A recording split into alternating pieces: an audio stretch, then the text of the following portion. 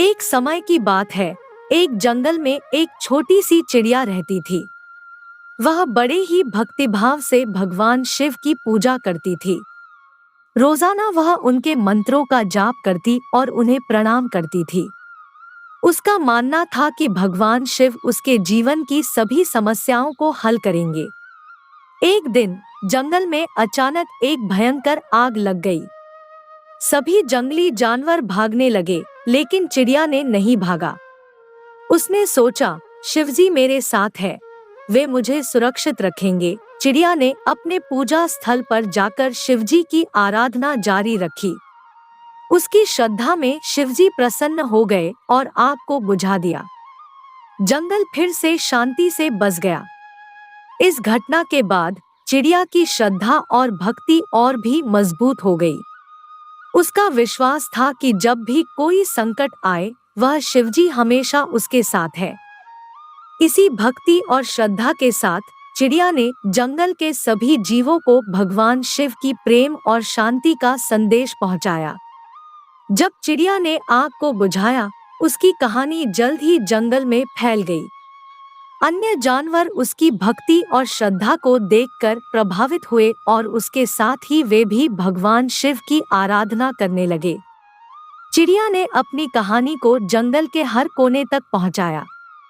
उसकी प्रेरणादायक कथा से लोगों में भक्ति की भावना जागृत हुई। धीरे धीरे जंगल में शांति और समरसता की वातावरण बढ़ने लगी। चिड़िया ने न सिर्फ अपने स्वार्थ की पूर्ति की, बल्कि उसने जंगल के सभी जीवों को एक साथ लाने में भी सहायता की।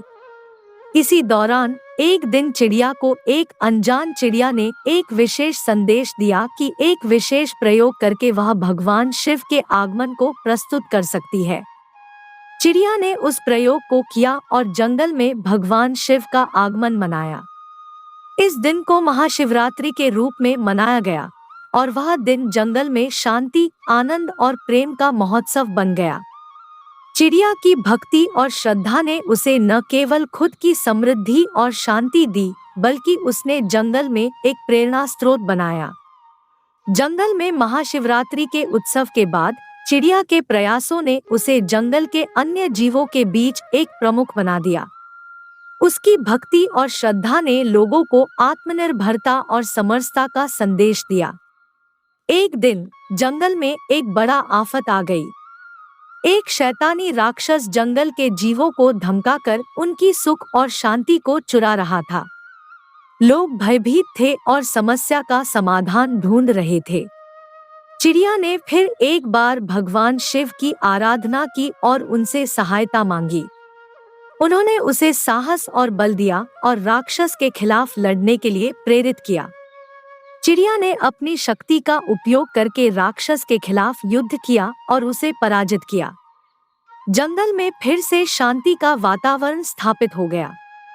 इस घटना के बाद चिड़िया ने जंगल के लोगों को समर्थ बनाने के लिए एक समूह बनाया और उन्हें साथ मिलकर समस्याओं का समाधान ढूंढने में मदद की। चिड़िया की इस नेतृत्व में जंगल के लोगों ने साथ मिलकर एक सुरक्षित और समृद्ध जीवन की दिशा में कदम बढ़ाया। उनकी इस मेहनत और संघर्ष के बाद जंगल में खुशहाली और समृद्धि की वातावरण बन गया। चिड़िया की नेतृत्व में जंगल में हर कोई खुश और समृद्ध था और उसकी भक्ति और श्रद्धा ने उसे इस सफलता की ऊंचाइयों तक पहुंचाया। जंगल में चिड़िया की महानता की खबरें फैल गई और एक दिन देश के राजा महाराजा ने भी उसके बारे में सुना। राजा ने चिड़िया को अपने दरबार में आमंत्रित किया और उसे अपने साम्राज्य का मुख्य पक्षी बनाने का प्रस्ताव दिया। चिड़िया ने इस प्रस्ताव को स्वीकार किया, लेकिन उसने यह शर्त लगाई कि जंगल के सभी जीवों के लिए भी समान अधिकार होने चाहिए और वे सभी सुरक्षित रहें। राजा ने चिड़िया की शर्त स्वीकार की और जंगल में नए नियम लागू किए गए। उसने जंगल की हर जीव की सुरक्षा की गारंटी दी और उनके लिए विकास की योजनाएं बनाईं।